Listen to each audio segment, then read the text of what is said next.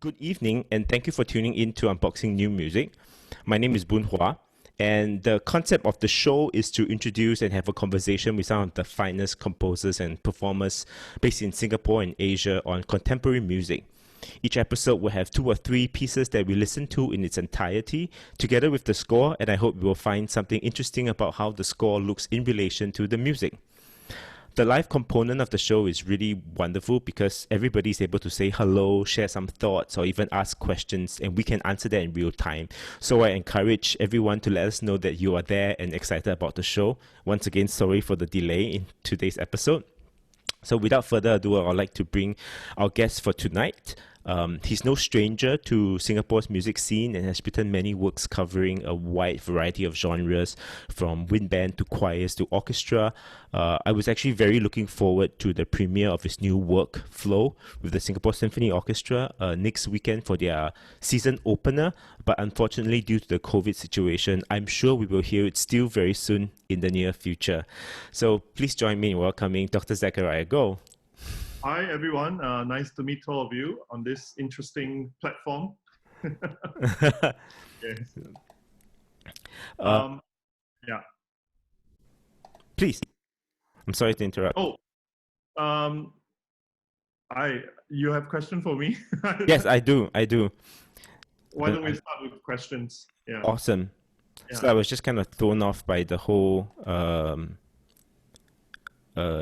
technical difficulties because I was expecting certain things to flow in a certain way, and now it's just all completely off the balance. Okay, so we've known each other for a really, really long time, and I played in a couple of your pieces. I believe it was symphonic bombastic with philharmonic winds, and also. Sorry, yeah, I was still. Okay. Yeah. Okay. And one particular highlight for me was premiering your saxophone concerto with Chen Kuan Lin with Orchestral Collective. I was just looking at the video today, and it was all the way back in 2013. So that's that's a long time together. Oh yeah, okay. I was also trying to find the share button because everything was a little bit off. And so, we've known each other, and I have fond memories of, I think, our trip to Genting of many, many years ago when I was still maybe a secondary school student or JC student, and it was for a choir festival up there. And at that point, 2003, almost 20 years ago. Yeah. And I remembered some of, I really, really enjoyed some of your choral pieces, and when I became a trombone major, I wanted to arrange one of your pieces for trombone ensemble, but that didn't happen, unfortunately. And I was very happy that you wrote the Twas the Bamboo for Slide That, which is another ensemble I used to be associated with. So yeah, we go a super long way back. However, today's topic is on folk songs and arrangement, and I remember seeing an interview of you saying how you were exposed to folk songs and folk music when you were growing up. So would you like to share a little bit of that with us?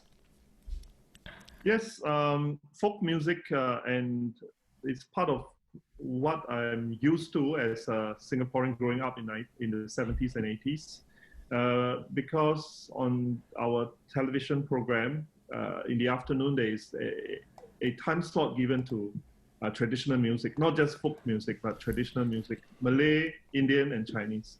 So Malay dance, Indian dance, Chinese dance, traditional music as well.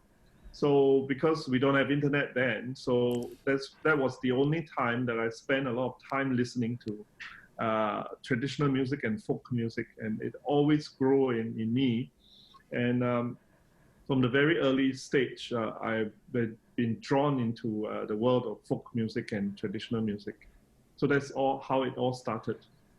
Yeah.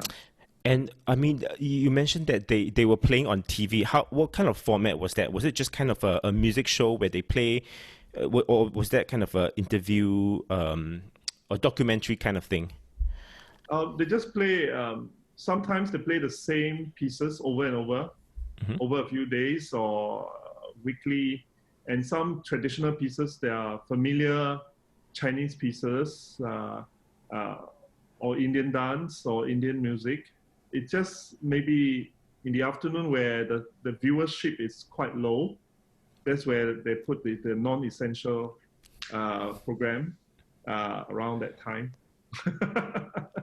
But obviously, it was not essential because it had such an important impact on you, and I'm sure on many other people as well.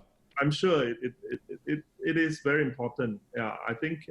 But now there has been we don't see so much of this program, so-called cultural program. It was to promote culture, the different races. What channel was it on? It was on Channel 5, Channel 8 in the afternoon. Oh, okay. So the so-called mainstream channels. I mean, there were only 3 or 4 or 5 channels then. And after school, I came back, and that's what I watched on TV, other than before the prime time, so-called prime time programs. It was the classical music. You know, I always remember, I always tune into Malaysia channels to watch cartoons at 6 o'clock. And just before 6 o'clock, there was always prayer. So Islamic prayer. I always hear 5 or 10 minutes of that before the cartoon. And that was always something on my mind. I remember till today. It's something like that. But I mean, while you are growing up, it just become part of your life, listening to this or watching these programs. In fact, on radio as well. And I grew to 92.4. There's only classical channel. That's what I also listen to a lot of classical music from these places. That's how it all started. And how about folk music in school? Was it taught? Because I remember when I was in school, we used to sing from this blue book, some folk songs, Malay, Indian, Chinese. I don't know, how was that during your time? Yeah, we did that too, because I think Leong Yun Pin helped to put together a sort of a songbook that includes some Chinese, Malay, and Indian songs, and some even Japanese songs as well. Children's song, folk song. So I think you can still find them in the National Archive, at the National Library. And then you can still find all this textbook. Some of the books are before independence, 1965. And that's where a lot of the composers' names were actually credited before it became folk song. What I mean are songs like Di Tanjong Katong, Gelang Sipaku Gelang. There used to be, I can't remember the name of the composer right now, but I have it somewhere in my, I wrote it down. But now it is just called folk song, but it's actually composed by someone. After I checked these books in the library, I find that they actually have name of the composers. Yeah, so it's very interesting. But now even a lot of the government bodies include these songs as community songs or even folk song. But actually, they're named to these pieces. They're composers. They're attributed pieces. I remember very interestingly, maybe a few weeks ago, somebody commented on Orchestral Collective's video, and we played Chao Jie's Symphonic Suite. We played the finale in the band arrangement by Philip Teng, and in the piece there are a couple of he takes a couple of tunes here and there, and one of the tunes is Xiao Bai Chuan, and. Yes. And somebody commented that actually the composer for this piece is actually a Korean composer. Instead, because I always knew it as Xiao Bai Chuan, but I didn't know it was a Korean composer who worked a lot in China and Japan. And so he composed the tune, but I thought it was kind of a Chinese tune. So that was very interesting for me. Yeah, that's his surname is Lien, and I think he's a minority Korean tribe. Okay. It also, the song was so popular that it was sung also in Japan as well, and also all the Chinese community in Singapore, in Southeast Asia, in China, and in Hong Kong, or in Taiwan, all know this song as Xiao Bai Chuan. It's very typical of a Korean piece in triple time. It's very common to be in triple time, and this song is also in triple time. Triple time is not really common in a lot of Chinese folk music. Interesting. So that's a clue. Another song is Bengawan Solo. Growing up, I thought that was a folk song, but it's actually written by Gesang Hartono, something like that. I cannot remember the name exactly. But this, I found it in the New Grove Music Dictionary. Actually, I searched under Bengawan Solo and the name of the composer appeared. So, and then another song would be some Taiwanese song that we thought were folk song, but actually they are not. They actually have composers. But this is because we did research. We look out and we find out about all these songs, and then we find out that these songs actually have composers. They are not really folk songs. So it's important to do a deeper research and find out more about folk song. This is what we do in part of my folk song arrangement class. I've been teaching this folk song arrangement class. I think this is the 8th or 10th batch already. Now there's one running. And the students come from all walks of life in Singapore. And because in modern Singapore, everyone dressed the same way. You can't tell the background, yeah? Don't know where they come from. I mean, if you look at Chinese, they're all Chinese, and we don't know much about Chinese, but the background of the students. But when they come to the course, we find out that some are from Fujian, Fuzhou, their parents, their grandparents, and Hainan, and even some lesser known dialects group as well. And also the Peranakan community. Some Chinese, they didn't quite know about their past, and they're actually from the Peranakan roots as well. And we have students who are Malayali, which is Southern Indian. We also have students who are from Indonesia. So they all did research on the song that they are supposed to arrange for choir. And it's a learning opportunity for everyone who is in the class to listen to the story behind each song, each folk song. And this folk song, I encourage them to listen to how it's been sung by their grandparents, their grand-aunts, grand-uncle, or father, as opposed to getting it from a anthology of folk song. Because folk song is supposed to be oral transmission. Right. And so the songs will be a little bit different from if one day you find it in an anthology, it might be different. But that is the beauty of it. So we have people arranging songs that, Ikan Keke, for example, one of my students hears it this way from his parents or grandparents, and he writes it in that particular style with that inflection of tunes and rhythm and flavor. So I think there's just so much more to learn from folk song as we introduce it to the younger people. I was wanting to ask you about what are the sources that you would recommend people in your class to look at, because you say obviously it's an oral tradition, so it's something that you learn from your parents or someone who's older, but what other sources are there available? The next thing would be anthology, but anthology is written score. Written score, we can't really tell much about the music.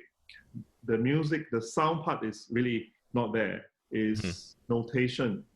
And we know that folk song, there's so many things that cannot be recorded on paper. So sound recording is important.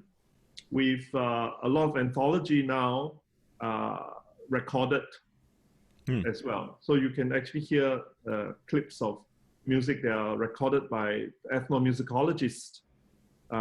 Especially in Taiwan, there were many ethnomusicologists who actually did a collection of folk song. And there are a few waves of this kind of collection, some in the early 1940s and another batch in 1960. Xu Changhui did a recording of the Aboriginal pieces from the 1960s.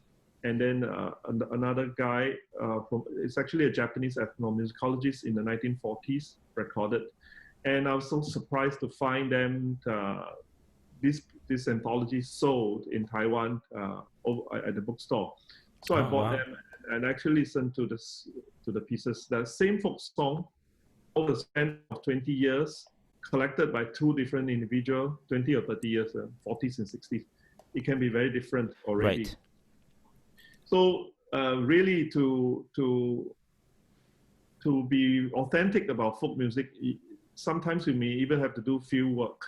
You have to go down to the village and kampong or wherever it is to really stay there for a few days or weeks and then listen and collect the tunes. And then before you can do anything about it. But I encourage my students to work on folk songs that are closest to them.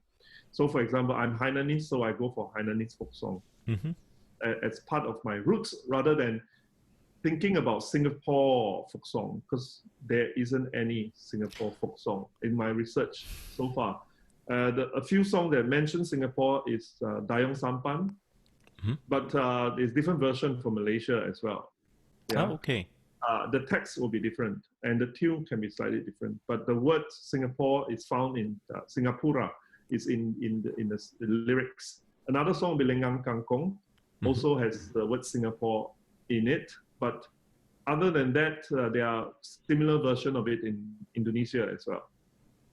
So instead of going for a Singapore folk song, I encourage the student to look for folk tune that are related to their roots and their ethnicity, their race, so they can find out more about their tradition.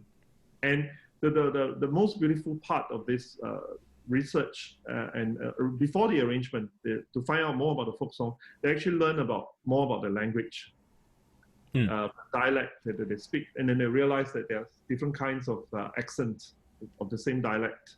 Like the Hainanese has a few different accents. Hokkien has also. So different places. So it becomes something that they have ownership to it after they research and find out more about this folk song. So it's a very big topic to talk about. Really how to do research and to use folk music properly, cultural appropriateness, and also sensitivity. These are issues that we need to discuss, which I discuss in my class, but it's only, the meeting is about 6 times, so we don't really get much into details. I see. And of course, for tonight as well, this is only an hour-ish long. So we're only kind of skimming the surface, but at least having that exposure about, the depth needed in this field is really interesting. And so maybe a next question I have, it kind of segues into your first piece, Reminiscences of Hainan. What are your thoughts about arranging folk music versus creating, original works with folk influences? Yeah, throughout history, composers have been using folk music in their work, including Bach, Mozart, all the way into Renaissance period as well. And the movement of the nationalism, when composers become more and more nationalistic, they want to find flavor, sound from the earth where they live. And they start to look for music that represent them. And the entire 19th century has this movement into finding their voice in folk music and using folk music. So we have Norwegian composer Edvard Grieg, and we have Dvorak, we have even Liszt. But the different degree of using folk music and how authentic it is in their composition is something we can discuss. But I think Bela Bartok already laid a foundation for us, which he has put into 3 categories of folk music, using folk music in composition. One is folk music in its original state, like the harmony, if it's a pentatonic sounding piece, then the harmony should not have other notes, chromatic notes or notes that are outside of the scale. And it should be very simple. It should capture the essence of the folk song itself, or the place where it comes from. And the second phase is folk song as a tune, as a basic material, but with Western technique, modern technique, as in the Western technique, compositional technique, Western harmony, Western compositional technique of the 20th century as well. And the third phase, which is the last phase, is understanding what the first two phases are about, and then you start to use folk musical idioms and style and sound and write original works, but it need not be a folk song per se. But there are also composition that are in all these three phases all together. Right. And there is also a blur of this and that. So, absolutely. But he already put it quite clearly that we can actually go about doing it this way. And this is how I plan my lessons around what Bela Bartok has laid down for us. Fantastic. So as we go into listening to your first piece, I'd just like to scroll through the comments. Jovan Neo, a mutual friend of ours, said we had the songbook in primary school, which,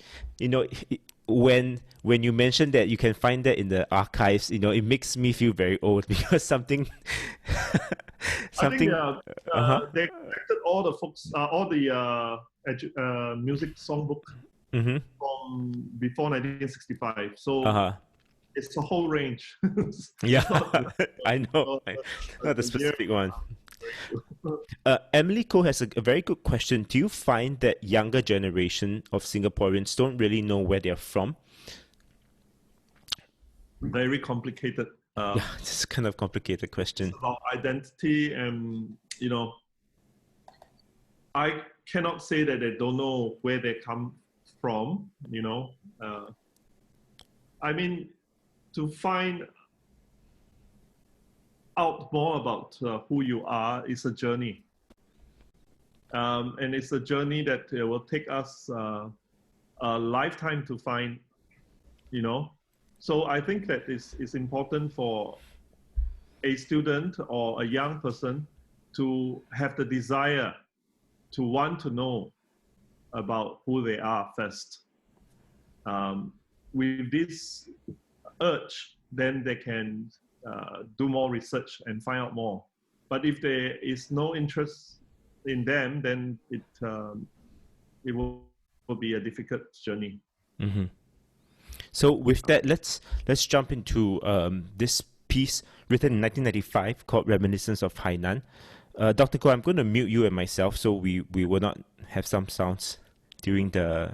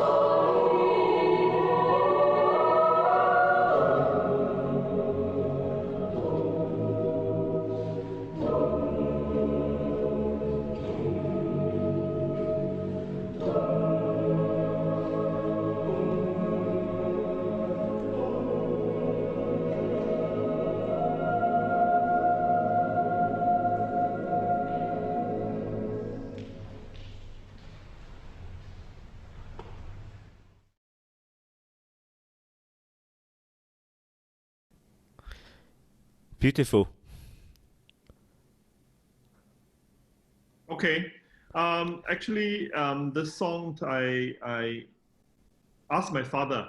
I said, "Do you have a song that you learned when you were a little boy?" And that's what he sang to me. And I used this because I was invited by Mr. Nelson Quay, who was the conductor of Tampines Junior College, and to write a piece for Singapore Youth Festival choral competition. So I wrote this piece, and it was in during the heights of Speak Mandarin campaign, and a JC choir will be singing a song in a dialect, and in fact in Hainanese. So I was a bit worried about that. So I asked my teacher then, Mr. Leong Yun Pin, I said, "What happened if I have to write, can I write a piece in Hainanese? Would that be a problem?" So he didn't quite answer my question immediately. He just said that our JC choir spent many hours learning a French chanson, a German lied, art song, in English art song, and so on, Italian, whatever, foreign languages. And why not Hainanese? Mm-hmm. No, he didn't say why not Hainanese. That's the end. He didn't really answer my question. But I got it. So I went ahead and did the song, and the choir was game enough to sing it. The conductor was, the school has no problem about it. I didn't get into any trouble. So it was successful back in 1995. So that's how I started with the first commission work, and it was in Hainanese. Yeah. Would you mind explaining the Hainanese text, because I don't understand Hainanese and Hokkien? In fact, there are a few words that they cannot pronounce properly because Hainanese language is a little bit different from the rest of the dialects from that region, and it's the very south part of China, and it is near Vietnam actually. Ah, okay. So we have so-called the linguists call it glottal stop, which is a little click at the glottal parts. Tiang, tiang. Can you hear the little click? Tiang, tiang, tiang, tiang. This sound, and none of the choir members could do it. But there were a few Hainanese in there, and they could make that sound. So probably they hear it, so they could do it. So actually, the lyrics very simple. If you invite me to sing a song, I will sing for you. And I don't want any big rewards. I just want some sweet candies. That means I'm very easy to please. I don't ask for anything in return. Okay.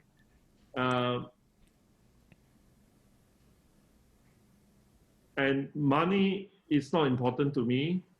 I just need love. Mm. Okay, and these two together is double the joy.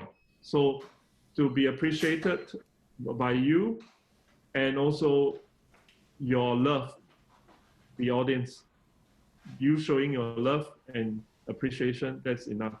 So that's the lyrics, very simple lyrics, but I think it's very meaningful. Mm-hmm. Absolutely. And there's a sort of a storyline in this music that you hear is almost narrative. The opening is from far away, and then there's echoes of sounds in the mountains with the yeah, very picturesque. Yeah, and then we came to the song, which is about 1 minute into the song, where they start to sing, and then there's a fast-paced part where that is the village dancing and singing, and then into the dusk, and from morning to night. So in the evening, when everybody retires to sleep, and then you hear the bells and the gongs and of the from the distance, from the temple. Ah, okay. So that's the dung dung. Yeah, that's the dung sound. Yeah. So that's the what the song is about. Emily Ko has another great question about, do you provide IPA for choirs so they can all over the world so they can sing it, or how would they approach it to get them right? I have mixed feeling for IPA because IPA standards is not that far reaching to many different inflections. Is it essentially a Western kind of approach?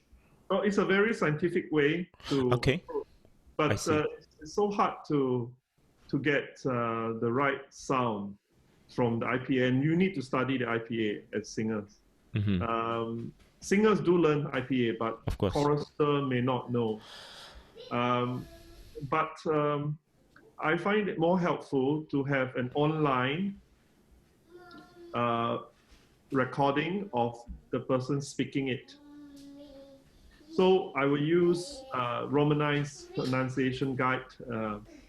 There are very different ways, different systems. It's like the way we spell kwetsa, you know, or whatever. That's one way to do it, and then another way is Hanyu Pinyin, and then there's Giles, Giles. Right. That's what we see in Taiwan most of the time, and also in Hong Kong in the past 10 years they started another system of.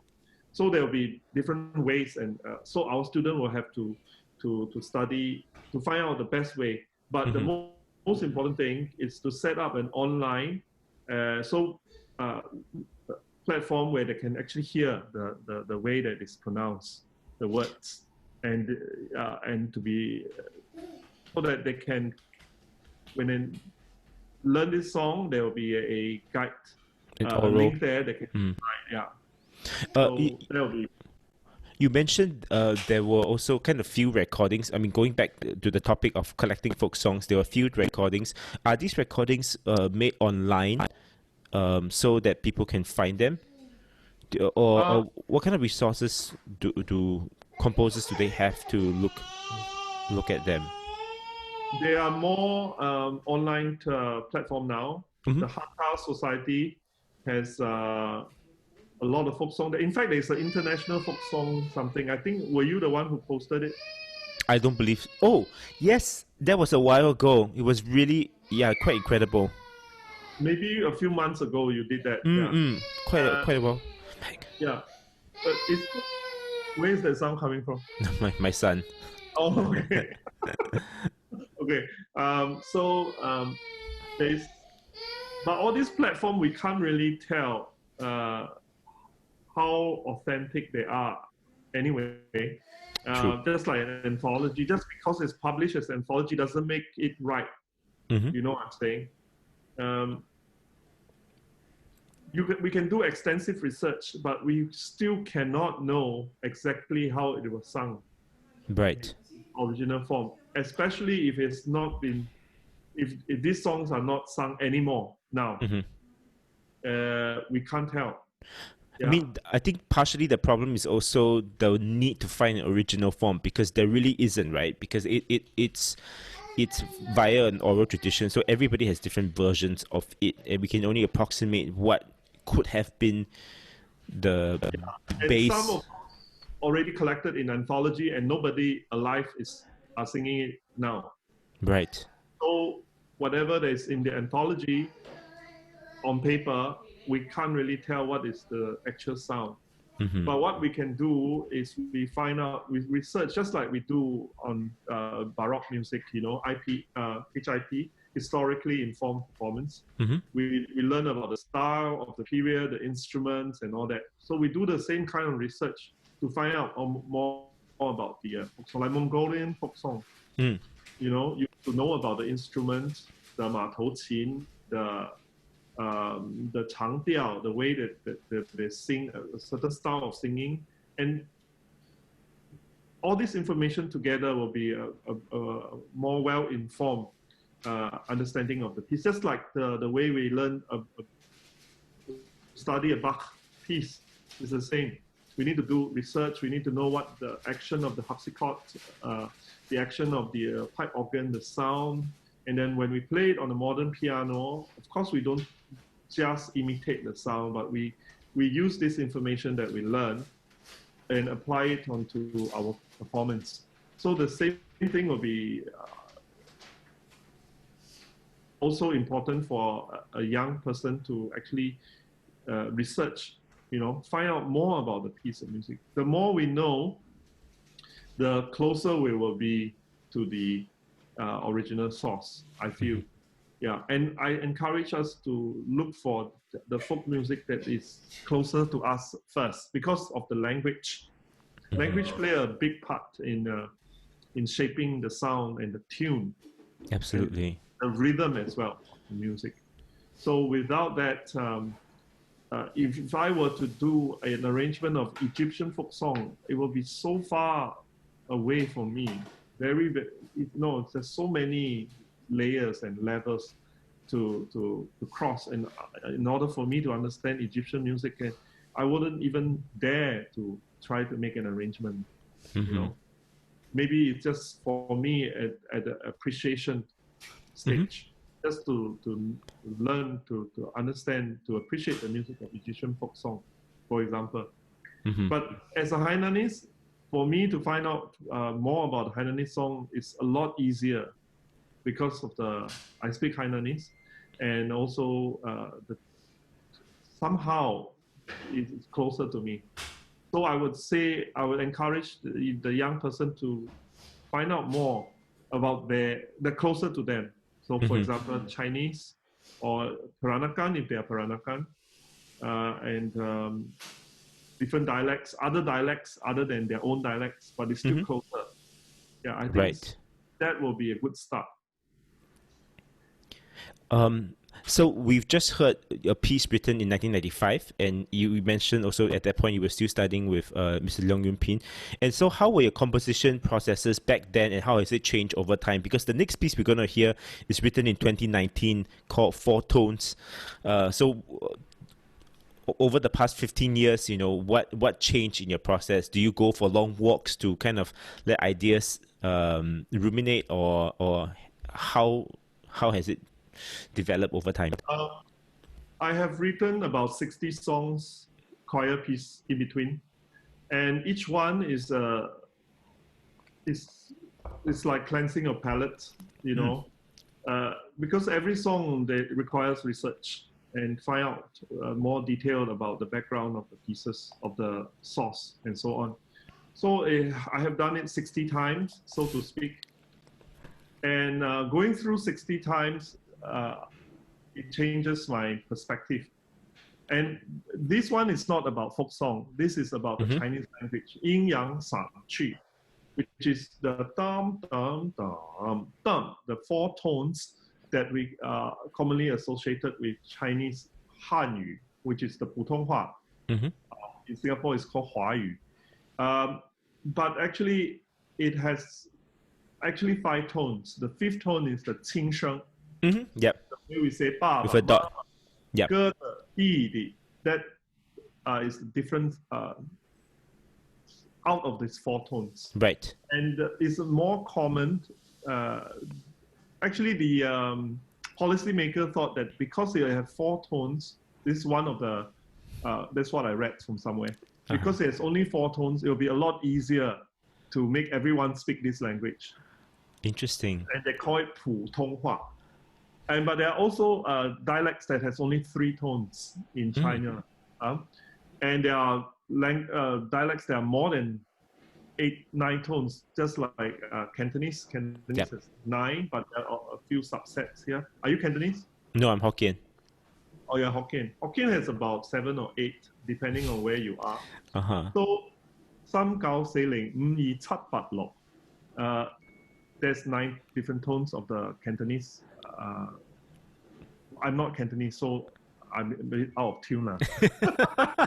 But just to hear that there is this rise and fall of this, and so they say that if a person is totally tone deaf, he cannot be able to carry out a conversation.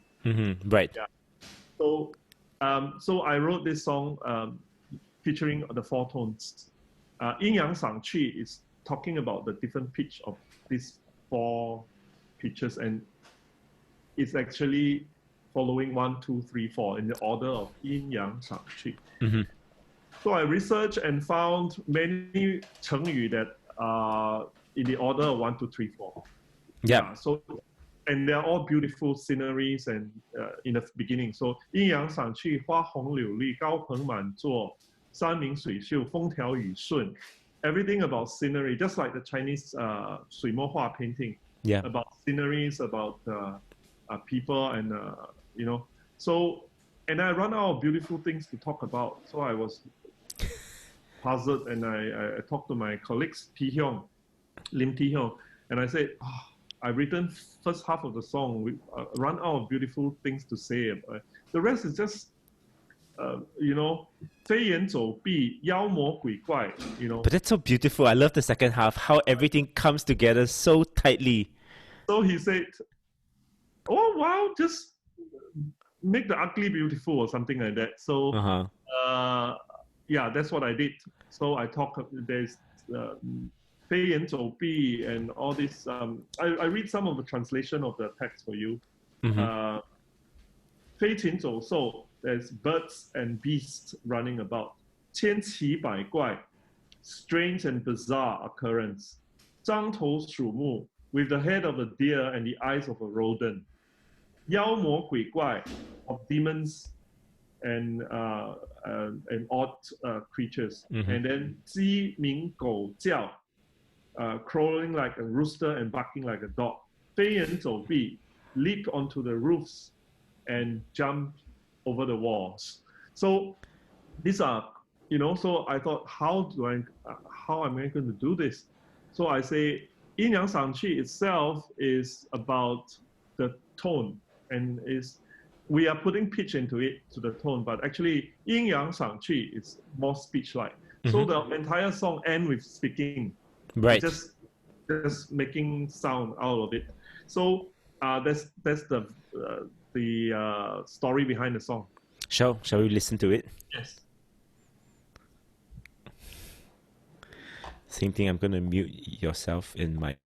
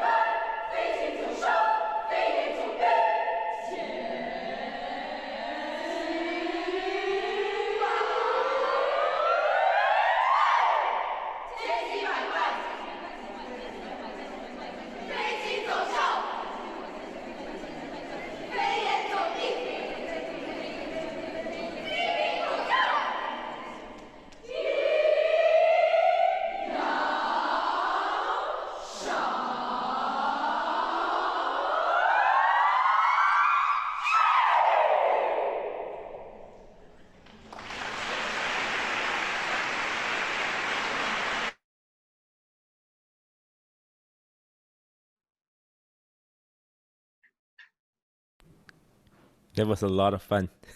I really love the Yeah, second half, how after all the beautiful words, and then there's the in the middle where it's like the phrasings or so.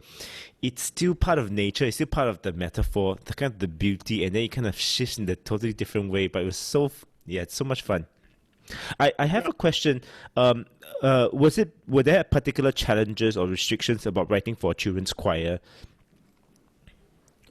Restriction from the choir or my Or own for also, restriction? I think both.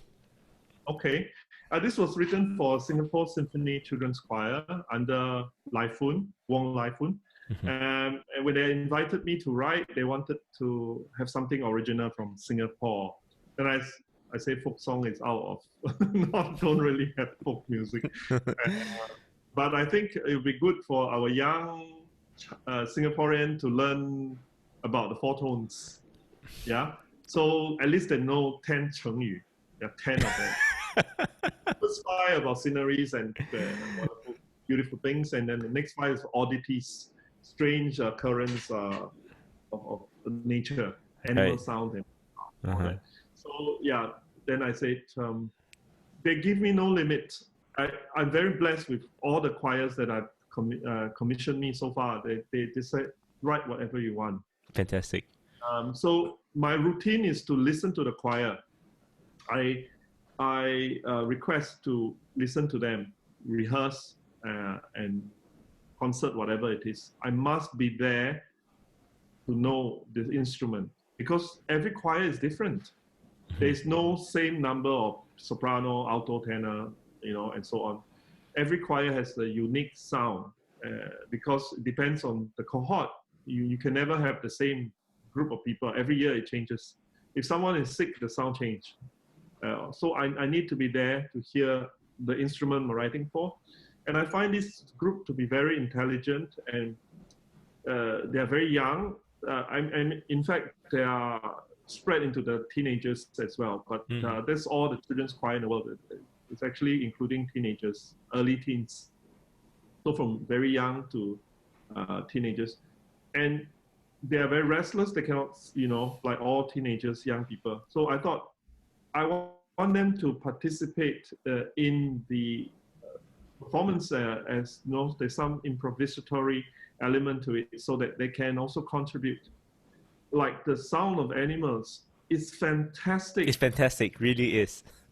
I mean, it really sounded like all this and birds and all that. And the dog as well. Yeah, and Very it came prominent. in the right place and it timed so well. And I mean, every performance will be different. It won't be the same way. And every child, I mean, the person who did the barking will have left, and then someone else will do it again. So it's interesting, yeah. So I don't really set a certain perimeter for myself, but the next thing I do is to find a good text for the composition, which is the research part of composition, which is the most boring and spend hours on it. So I look through so much material, of 100 things, I can only use maybe in the end 5 things. It's that few. It's so little because you cannot put everything inside the soup. Tastes so bad. You have all the ingredients. You have to use it sparingly. You have to know. You have to pace. What to put in first and how much of this certain amount. You cannot have too much of everything. So the research part of my composition will be finding the right text first. After that, I will take long walks. My walks have getting longer now. I just did 4 hours today. Wow. Yeah. So 3 to 4 hours of walk is becoming my norm now. It's thanks to COVID-19. So during my walk, I will compose in my head. We are actually transcribing what we hear, our inner hearing, and then put on paper. So all these sound come to me, and I put them down, and then I left it to them. And then when they performed it, I was so shocked. The high level of performance, the intonation was very good, almost all the way through. And they could make all this kind of crazy sounds. I did a workshop with them before they actually perform it, but after that, they're on their own. In fact, I show it to some of my friends from Taiwan and China, and they all like it very much. And they'll be performed in other countries as well. Fantastic. Yeah. Yeah, I mean, I'm just looking at the comments, and everybody, really loves this piece. Xiu Yun and Christoph and Emily, they all have so much joyful expression. Gerald Tan. Is it Pang Xiu? Yeah, it's Pang Xiu Yun. She was in the audience, and I think she sent me text. I can't remember. Okay. She said it was fantastic. So thank you for your wonderful comments. I was not there at the premiere. I was in Taiwan. Yeah, but okay. Somehow I get to hear it after that. I mean, 1 hour after I hear it in Taiwan. So very happy about the performance. And they were supposed to perform it again, but due to COVID, it was cancelled. What a shame. Emily has a question, and I'm trying to understand this as well. Does adding a melody or like musical tones or direction to a tonal language, like most Chinese dialect, negate the original direction of these inflection? I hear that you amplify these inflection in the music, but what if you didn't? Would the meaning be completely changed? Yeah, it would be completely, I wouldn't say completely changed, but it will not flow properly. Because Tang poem is the Yayun itself, which is the rhyming scheme. It's very particular about the Ru Sheng, which is the 第四声, the fourth, where it's supposed to be. The third and fourth tone and the first and second tone. There is a certain order of its appearance. So if you don't follow that, you are messing with the whole principle of the poetry itself. Right.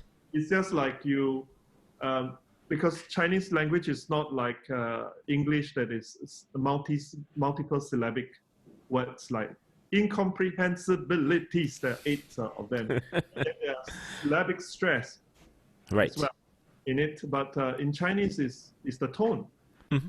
So if the tone is the way to understand the language, and if you don't follow it, if you're supposed to go da, and then you go la, then it sounds like the first tone. It will mean a different thing. Right. So I think there are always exceptions. Sometimes you can put the tone in a different against its the way it's supposed to be, but it still works. But when you're writing 4 parts, if the pitch is supposed to go down, the entire choir cannot go down together. Somebody has to go up, right? Right, of course. Yeah, and that becomes very, very tricky. And I spoke to many Cantonese composers. I said, I don't see a lot of Cantonese choral pieces out there, because I've been commissioned by the diocesan school for the past 10 years. Every year, 1 or 2 songs. Felix, right? Felix Xuan. Ronnie Cheng. So over the past 10 years, and I'm very curious about Cantonese choral piece, and that's exactly what they told me. Because of the 9 tone that's so close together, it's very hard to make sense out of it if you are singing the pitch against what is supposed to go, where it's supposed to go. So the text already has kind of a melody in it. Yeah, the way you speak it is already in a certain tune. Let's say it's falling down, and your tenor is going up, and then it's a different meaning when the moves up. So they say it's very hard to do that. To answer this very simply, I think we need to study the tones very closely, pay attention to the inflection, and use it appropriately. I think you may go against the flow once in a while, just like the syllabic stress in English or French or German, sometimes they can break the rules or the laws of the syllabic stresses, but most of the time they follow what is already in the meter of the language. Yeah, it's so wonderful, so interesting in language itself. Yeah, I mean, like you mentioned about for the Reminiscences of Hainan, it was written kind of at the peak of this Speak Mandarin campaign, and it is such a shame that we lose so much of our cultural identity. The Speak Mandarin campaign was successful. Unfortunately, yes. I say no more than that. That is successful. My Malaysian friends, I did these folk song arrangement courses all around Southeast Asia. So I flew to Taiwan, Indonesia, Thailand, Malaysia, and many other places, China, I think. But our Malaysian friends, the Chinese, could speak so many dialects. Yeah, it's wonderful. Hokkien, they can speak the Mandarin, no problem. And they speak their Cantonese, they speak their Hokkiens, the Fuzhou Hua. And I mean, immediately when we use the dialects, they need no translation. But our students in Singapore, they need to translate every single word. But it's still in the DNA. So somehow, it's very interesting. Even if they don't speak a word of Hokkien, but they found a Hokkien song that they want to use it for their arrangement, they get a hold of it quite quickly, which is very interesting. I find it, I don't know why, but they have never spoken the language, but somehow they claim the ownership of this because of their roots. It's very interesting. Yeah. So to answer very quickly, I think it's important to know the inflections and try to use it, not against it, but try to, at least when the melody is going in the same direction as speech, will be important, will be very good.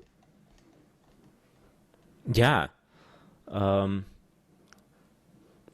Yeah, I mean, like I remember when I was younger, I still use a lot of dialect, but once my grandparents are no longer with us, that's something that we don't use so much more these days.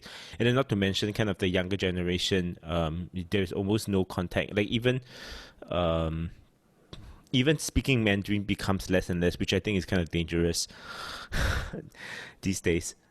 We have a Speak Good English campaign as well. I don't know if you know about the Speak Good English campaign.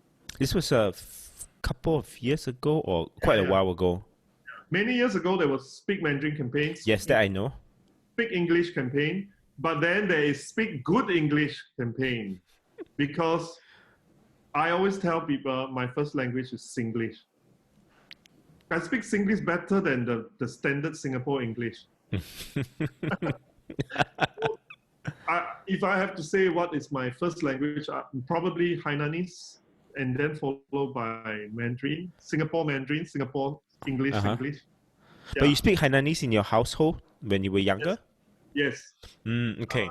Until my parents passed away, which was a few years ago. So I speak most of my life. I was able to speak Hainanese, have the opportunity to do so. Right. Wow. Yeah, I have to say it is really quite a shame that we lose so much richness in our lack of languages. During the course, this folk song arrangement course, they actually enjoy the lesson more and more, because they're actually in a class of 8 to 10 people. They're listening to 7 stories, 7 unique stories about a folk song from their individual source, their grandparents or anthology or whatever it is. And then we will talk about how to use the proper text, for the pronunciation. What kind of spelling will people be able to correctly, and how to put a certain, and make it more rich, And in fact, 2 batches ago, Gerald was one of the students in this class of 8 people, and they have formed a publishing company called Music C. And MUZIKSEA, Music Southeast Asia. Yeah. So, and some of the songs were published by them. And now the beautiful thing is that languages are disappearing every day. There's so many languages and so many folk songs are disappearing every single day. We talk about extinction of animals and plants and birds and insects, but all this 非物质文化遗产, how to say that in English? 非物质文化遗产. Oh God. Non-materialistic. I don't know. Yeah, I mean those cultural thing that is like singing. You cannot really. It's not material. Yeah. And folk song is one of them, and it's Right. disappearing quickly. But the arrangement saves it, and then another choir is singing, and a different choir is singing. Then it actually saved this song, although it has been transformed into a choral setting. The folk song itself is single melodic line, of course, but through this transformation, it's been preserved and saved. In fact, it could be sung like Wulong, Dragon Dance by Leong Yun Pin, commissioned by Mr. Lim Yao. It's sung by an American choir, but it's a song about Wulong, you know. Right. Chang, dong chang, chang, dong chang, chang, dong chang, chang. But of course, they probably sing chang, dong chang. I mean, I heard the recording and Yeah. the Filipino choir sang it also. I mean, you can IPA all you want, it will still come out as chang, dong chang. Right. Yeah. So that's why the IPA part of the work. I mean, a recording of the native speaker. It's the most accurate.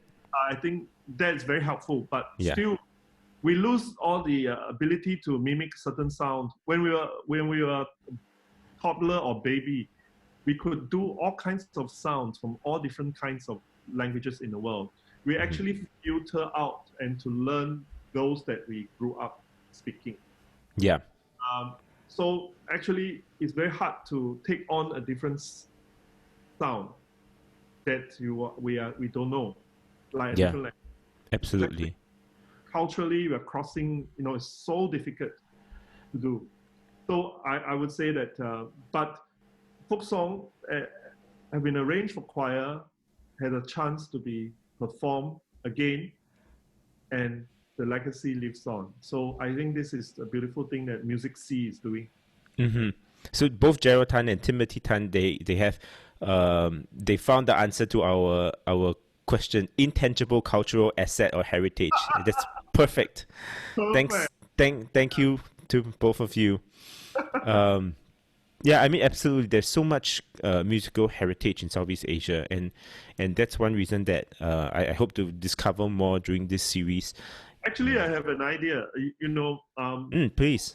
folk song is one of the things that we can study and learn, and then we arrange it and then save it in a different form, you know, as choir format, and then sing and preserve it. And then if they want to find out what's the original tune, they can find out the original source if we can still have the links to it. Right.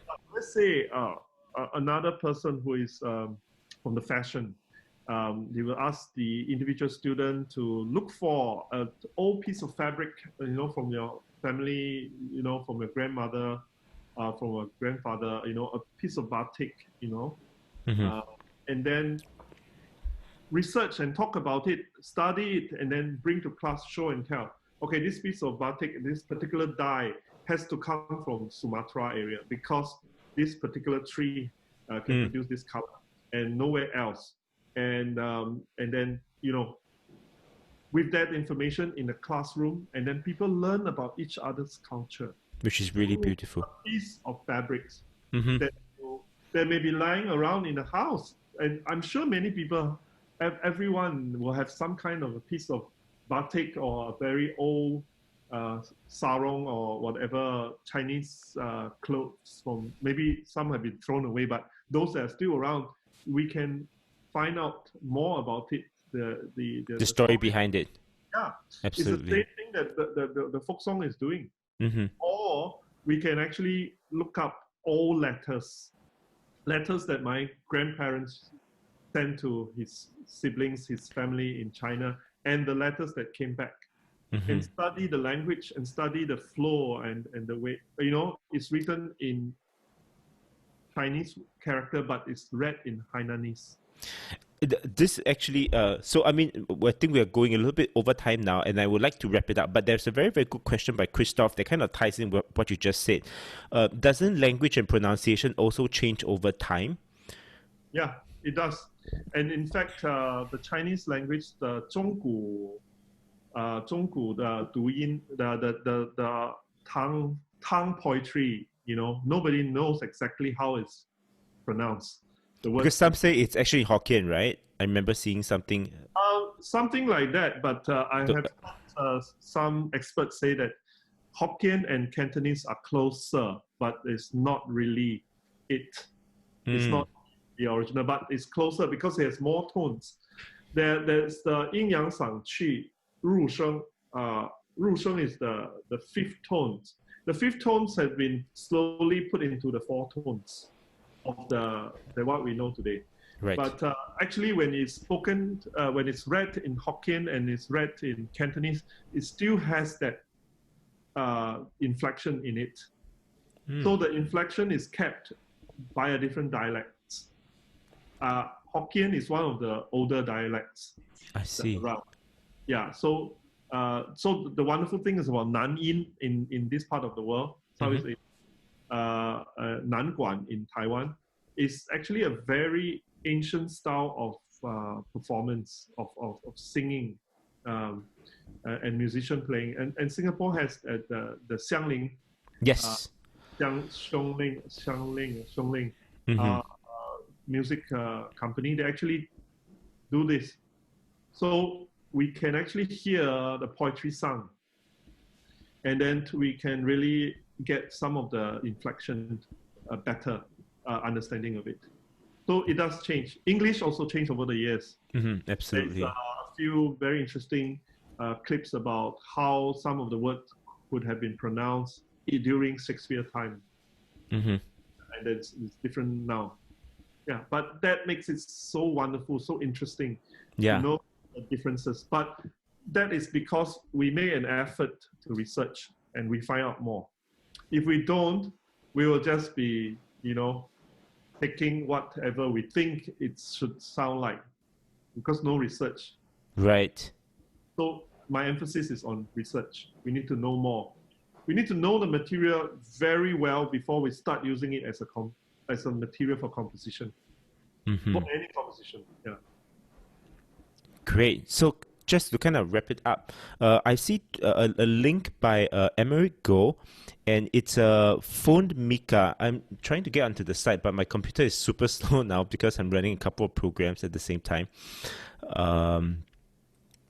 And Emily is also saying, doesn't modern day Cantonese only use 6 out of 9 tones? I'm not a Cantonese speaker, so I really don't know. It's because of the ru sheng. The ru sheng is the da da da da.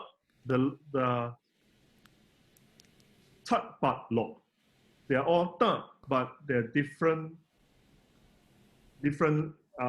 pitch. In Chinese is yin yang sang qi. Only qi is the ru sheng is the 第四声. Yeah, but tat bat lo. They're all da da like a staccato note, but they're different pitch. So some of it some of the pitches from the Cantonese words are put together as fewer than, because they're put together like the last together as one. So that's why some say there are 6. Some still say that there are 9 tones. I see. And different places may vary, different accents. Of course. Like Hakka Kejiahua is because it came down from the north to the south over many hundreds of years. So it mixed with the different language along the way, and it also some have 6, some have 7 tones. So it's something interesting that we can actually find out more. Absolutely. So going back to the website that Emerick Goh has pasted, it's a really wonderful platform for stories told in local vernaculars. Stories are contributed by users who record, upload, and transcribe regional lore, nursery rhyme, and childhood games. And that's really fantastic. Great resource. Thank you for posting that. I'm sure we have a lot of fun checking that out. So, Wonderful. I mean, I know we can talk for a long time, but it's getting a little late. So I think we should probably wrap it up, and then perhaps we can continue another time. That'd be really wonderful to look into more. For your time, and thank you for your interest in all these topics. And I'm sure that it'll be a good resource for our students and researchers to look back at all these clips that you have interviewed with wonderful speakers. And hopefully also for the future, just looking back and learning from it, and then hopefully that will, are there any upcoming projects that you would like us to know about? Other than the SSO piece that I wrote, that was supposed to be either this Friday or next Friday. I think next Friday or Saturday. Postponed to August, but they told me that it might be pushed further or change of plan. I don't know, but it's due to the situation. And then during this lockdown period, I actually wrote a medley of 3 songs from the Thai people, Aboriginal people of Taiwan. I've sought their permission, and they have guided me along the way. That's fantastic. So it's a very interesting children's song. So I'm looking forward to that. Now I'm trying to transcribe the so-called IPA, not IPA, but the pronunciation guide for everyone to be able to understand. Great. Yeah. Wonderful. Looking forward to hearing that in the near future. So I think with that, I would like to thank you for coming on to Unboxing New Music. And I've learned, and I'm sure the audience have learned a lot about folk music from your expertise. So thank you, and I hope to see you again very, very soon. Thank you. See you again. Bye-bye.